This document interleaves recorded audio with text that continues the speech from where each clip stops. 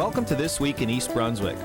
For the second year in a row, the high school IPLE team took first place in the national competition, We the People, the Citizen, and the Constitution, held in Washington, D.C.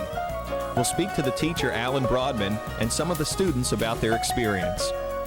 The East Brunswick chapter of AARP gave out their annual scholarship awards to 2 students from the East Brunswick Votech campus. If you're into Nascar collectibles, you'll want to see this week's Hidden Treasures, hosted by Joe Bodner. Joe also hosted this week's Friends of the Library's annual Antique Appraisal at the library. On The Voice of Experience, we'll have information about a bridge class taking place at the Senior Center, a review of this week's Town Council meeting, as well as a look at the town's Arbor Day celebration held at Central School. Stay with us.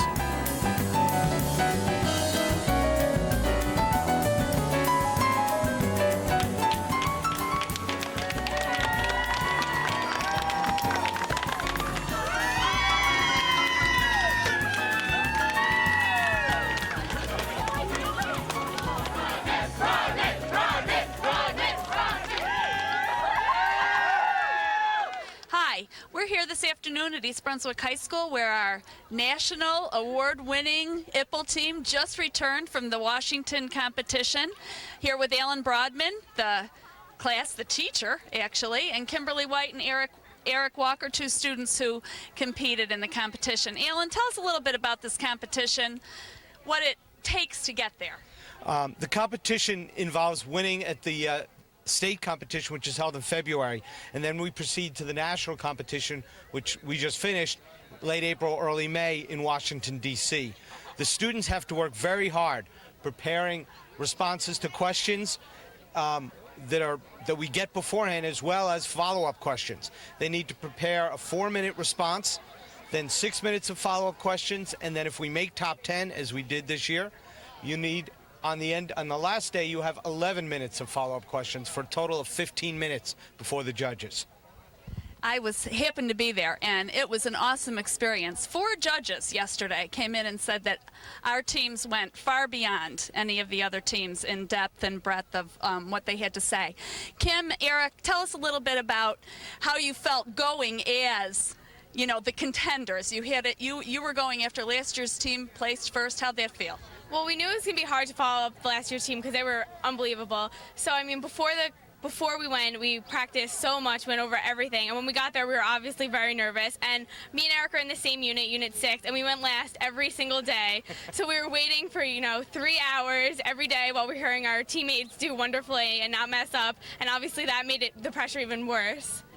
You held up very well under that pressure. Eric, tell us a little bit about how it felt last night when your team was announced as being the first place winners. It was exhilarating. Just the announcement, when it came that, Oregon placed second and that we were the national champions, the whole team jumped up. But I'd like to thank the Oregon team, real class act. They congratulated us. They were cheering for us, and, I love that. We were so nervous because Mr. Broadman told us that on the last day, the judges are a little harsher than they usually are. And we were getting all positive feedback from all the judges, so I figured, maybe they told the judges to tone it down a little, or that we really did amazing, and I guess we did amazing, and we brought it home 2 years in a row. It was awesome. Alan, I'd like you to just tell the community a little bit. You always talk to the team at the end of every competition, and there's quite a few special things that you say to them. I'd like you to say it a little bit to the community so they know, because it's really special. To me, the beauties of this program, first off, it's been the support of the administration and the work of the students, and I'll get to that in even more depth in a minute. But the support of the parents here in town has been fantastic. When we come into this competition, the judges come in, they're led into the room. They'll say good morning, and then this thunderous ovation of good morning comes out from the parents. And the judges look around and go, and are just astounded by the amount of support that we have in that room. But most importantly, it's the work and the dedication of these students. They spend so much time, they give up so much of themselves in their senior year to prepare for this, to work at the level that's necessary to win this competition. And for them to do that is just amazing in and of itself. I'm so proud of what it is that they accomplished here. Such a team effort. They sat there last night holding hands, just waiting for that announcement. It was a great thing. Thanks, guys. Thank you. Thank you.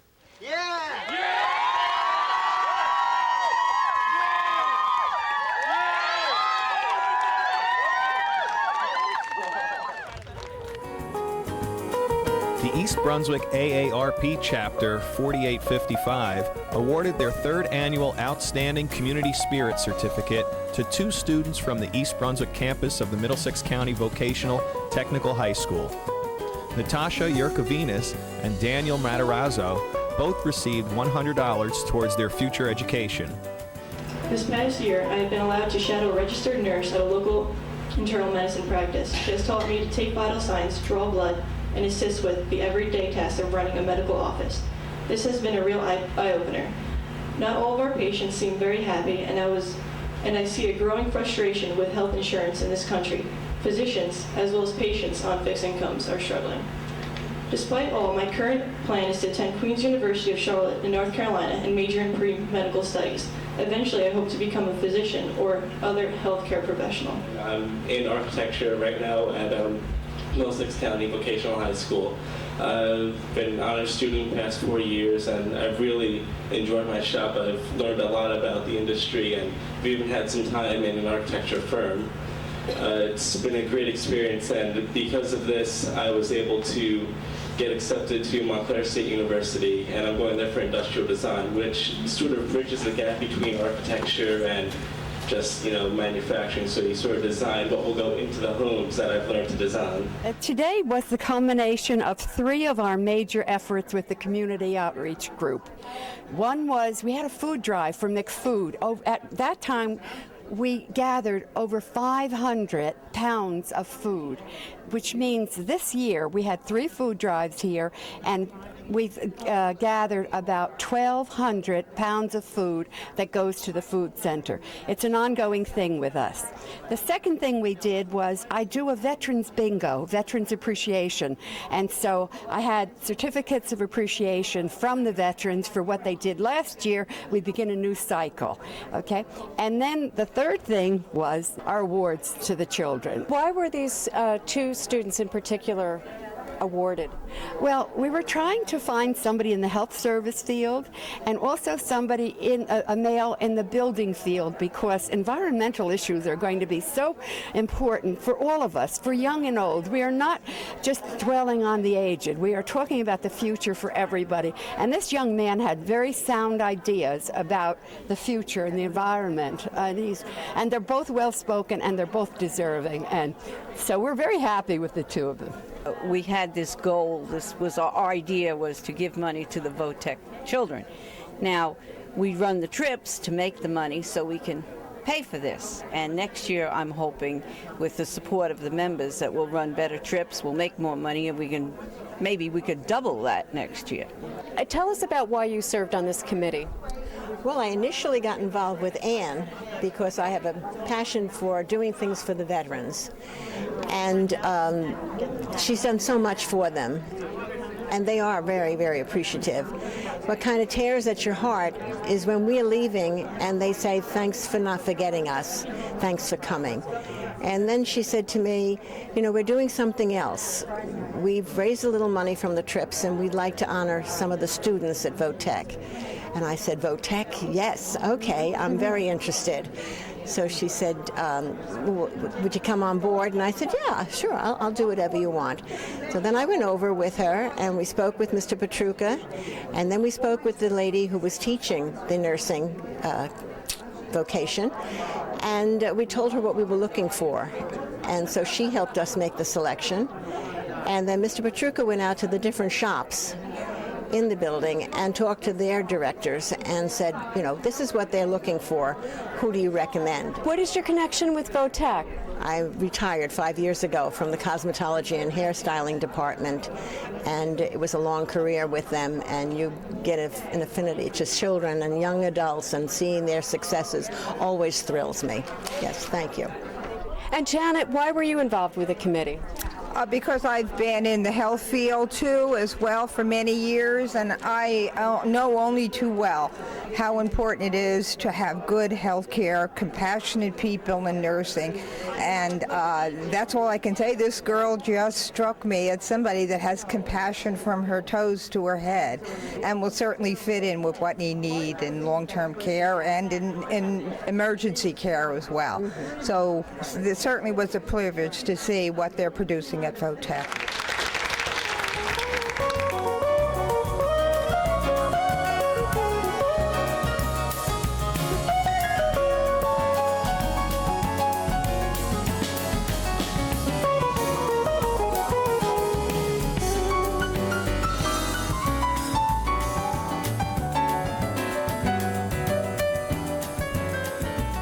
Hi, and welcome to Hidden Treasures. I'm your host, Joe Bodner. Today we're going to talk about collectibles. Collectibles such as Nascar collectibles. These particular examples of collectibles, NASCAR collectibles I brought in, is an array of different 1/24 scale die cast. First, over here to my left, we have a Dale Earnhardt #2 car. This particular car was actually done by RCCA Elite. Now, the Elite particular die-cast cars are the best that are out there on the market. These particular cars are all numbered in limited editions. These particular cars can anywhere be in production for 300 to 5,000 particular cars. These cars come in their original boxes with certificates. This Dale Earnhardt car #2 is actually numbered on the bottom as we turn it over here. Right here, and the number is 4180. That's 4,180 out of 5,000 that were actually produced. Obviously, the lower the number, the better the particular car is. These particular cars really are not really meant to be played with. They're actually specifically for collecting. The back door opens up, the hood opens up, the trunk opens up. Everything opens and is workable on this particular car. This car in front of me is actually a very special car. This particular car is also done by the Elite Company. This is actually made out of solid 24 karat gold. That's right, absolutely solid 24 karat gold. Unbelievable. The only thing that's really not gold on it is the actual tires and obviously the windshields. These particular are limited editions. There's only, my understanding, there's only about 10 different ones out in production. This is 1 out of 12,000 that were made. Very, very rare, very, very important that you would have the box with this particular piece as well. Now, if you look over to my left, we have some miniature die cast. This one is Rusty Wallace #2 with its original box. This was also numbered. It's 1 out of 2016 that were ever made. And these were actually put out by the Action Company, which isn't as great as RCCA Elite, but Action is the second to the top as far as when it comes to die cast collectibles. And also in front of it, you'll see almost matchbox size. Also, you have a Dale Earnhardt #3, a number 36, and a number 18 car. What are these particular items worth, and do they retain their value? Well, when you're looking at collectibles, collectibles are only worth what someone's willing to pay for it. They all retail for different prices. This particular Dale Earnhardt car would actually retail for about $74.99. Due to his recent passing last year, this particular car is actually selling more for what it actually retailed for, and we would put an auction estimate of $100 to $150 on it. This particular gold car really has more money value in gold than collectability. This particular car here would sell for anywhere between $1,500 to $2,500 because of its gold content. These other little cars that are down here, the smaller scale, not a tremendous lot of money. The Action car, that's the Rusty Wallace, retailed for about $24.99, only going to sell now for about $5 to $10. And the same thing with the small 3 little cars. Those all retailed for anywhere between $9.99 to $19.99, and they're only going to sell for about $2 to $4 a piece. These are the antiques of the future, out of all honesty. This is something that if you bought now, I would put it away for 20 to 30 years, maybe even 40 years, and this is what's going to be worth money in the future, either for our children or our grandchildren. If you think you have a hidden treasure and like to appear here on EBTV, give me a call at 732-951-2100 or drop me an email at bodnersauctions@worldnet.att.net. Till next time, have yourself a wonderful day. The township held its annual Arbor Day celebration under the old elm tree at Central School last Thursday. After introductory remarks by Principal Phyllis DiNatale, Mayor Bill Neary spoke to the students. Arbor Day is one of the real special days in East Brunswick, and I'm really honored to be here to see all of you. and to say East Brunswick is extremely proud of being a Tree City USA for the 27th consecutive year. There's very few towns in America that can call themselves Tree City. There's far less that can say they've been a Tree City for 10 years. When you get to 27 consecutive years, it's almost unheard of. And we should be very proud as a town that we know the value of our trees. And we should be very proud that the people of East Brunswick are willing to spend so much time and so much of their money on trees, because trees are what we need for the environment, for fresh air, for shade, for all the good things, for food, for firewood. Trees are a good resource and a natural resource. When you look around, you see the equipment that some of our Parks Department uses on a regular basis. They take care of our trees. When you see the commitment that the town council and my administration has worked on in planting more trees over the last 8 years than our history. When the township last year voted to protect all those trees across the street from being destroyed, it's something that shows that we care about trees in East Brunswick. And you guys, growing up in East Brunswick here, I can tell you how much nicer it is with the trees and how much work it is. I was telling you earlier, when I was in 4th grade, I went to Central School. Those trees weren't there in those days.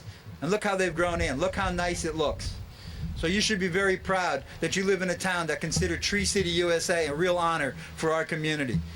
What I want to talk about just for a second is the award is like getting straight A's. And so if you go home with your report card and you have all A's on it, your mom and dad says, that's a great job. As a forester, I look at East Brunswick and I say, you got straight A's. Because being a Tree City for 27 straight years shows a commitment. And when we give the award, it's not just for great trees, but it's for the people and the program behind the trees. And so the recognition goes to your mayor and your council people and your parks and shade tree division, who does such a good job. For the mom and dads in the audience, if I was David Letterman and I had a top 10 list, East Brunswick would be on my top 10 list for all the communities, 566 of them around the state. It's like winning a Grammy, it's like winning an Oscar. What we have is Tree City, and I want to applaud you, the mayor, and I want to present to you your Tree City USA flag for this year.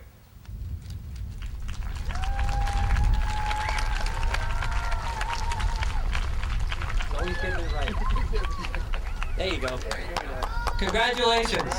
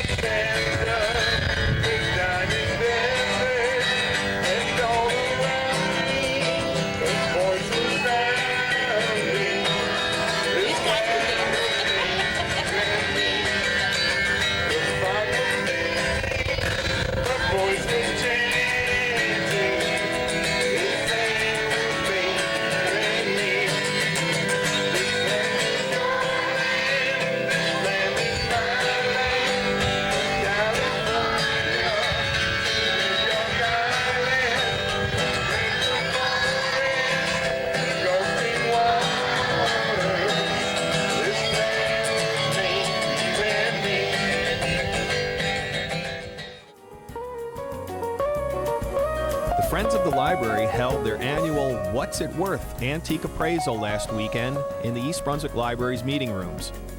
People curious to know more about that treasure chest, teapot, or painting brought them out for inspection by professional appraiser Joe Bodner. The admission price included having 2 items appraised, as well as a lively lecture on how to get top dollar for your treasures. What's the difference between an online auction and a live auction setting? Well, nowadays you can actually get the best of both worlds. Obviously, everyone's heard of eBay out there, and eBay is a computer-generated auction where people can put their items on and have a 7-day listing, and it can sell throughout anywhere in the world. With my auctions, we actually hold some of our auctions affiliated with eBay Live Auctions. Now, with that, you actually get the best of both worlds. Our certain collections, certain estates, we actually People can bid online on eBay simultaneously as people are bidding in our auction house. That's a new venture that we just launched about a year ago, and it's worked very, very well. So you're actually getting the best of both worlds. Sometimes a live auction is better than eBay, and sometimes an eBay is better than live auctions, and it's very hard to tell which market it would actually sell better in, but there's certain types of collectibles, such as Hummels and Royal Dome figurines and Yardros. Some of that stuff actually does better online versus in my auction house. And then sometimes in my auctions, such as Heron and fine porcelain and other items, actually sell better in a live setting versus eBay. It's actually dated 1912. So it was actually a Cuban cigar box from 1912. It has the actual Cuban seal on it.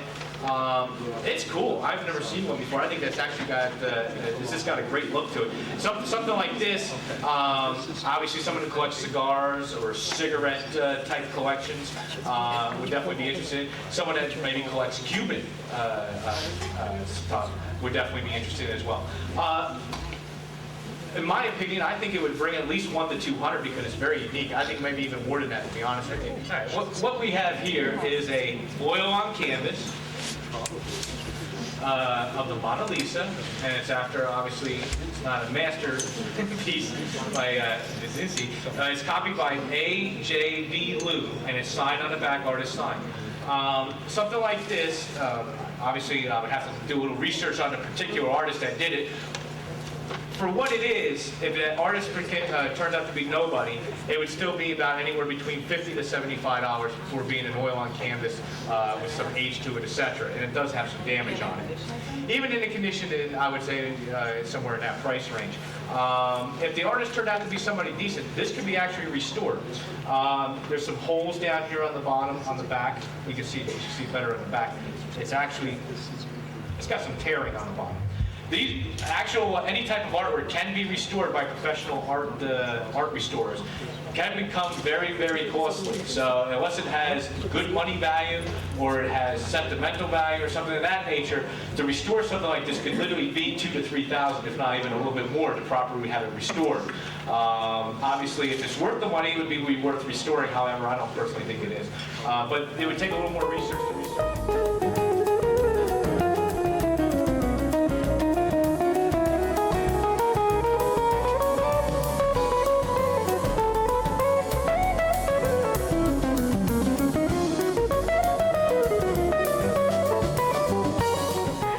I'm Sharon Riley Morosi, Assistant Director for the East Brunswick Department on Aging, and this is the Voice of Experience.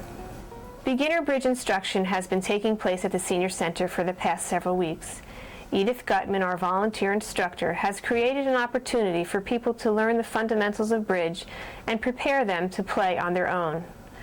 Bridge is a relaxing social activity which has helped students to renew old friendships and meet new friends, all the while stimulating brain cells into action.